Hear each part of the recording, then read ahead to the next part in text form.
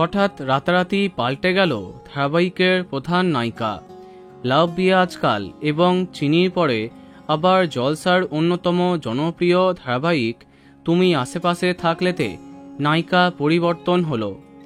অঙ্গনাকে বাদ দিয়ে বর্তমানে গল্পের নতুন নায়িকা রুকমা রায়।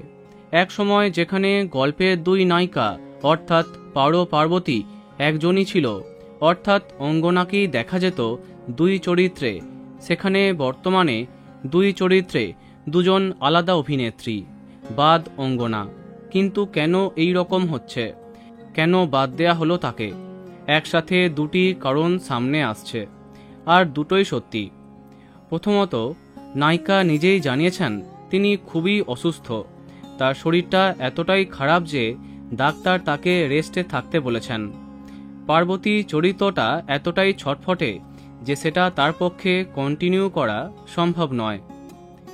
তার নায়ক রোহন ভট্টাচার্য তাকে নিয়ে পোস্টে জানিয়েছেন, me and my pain killer, get well soon Tigress. কিন্তু অন্যদিকে আরও একটা কারণ সামনে আসছে, আর তা হলো তার আপকামিং সিনেমা এবং ওয়েব সিরিজের একাধিক কাজ।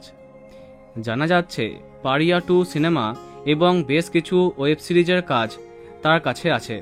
তিনি জানিয়েছেন ধারাবাহিকে এখন আর কাজ করবেন না তিনি, পরিবর্তে ওয়েব সিরিজ এবং সিনেমাতেই মন দেবেন। ধারাবাহিকের কম টিআরপি, অনিশ্চিত ভবিষ্যৎ, শরীরটা খারাপ হয়ে পড়া, একাধিক ওয়েব সিরিজের কাজ সব মিলিয়ে তুমি আশেপাশে থাকলে ধারাবাহিক থেকে বাদ পড়লেন অঙ্গনা, তার পরিবর্তে রুকমা রায়।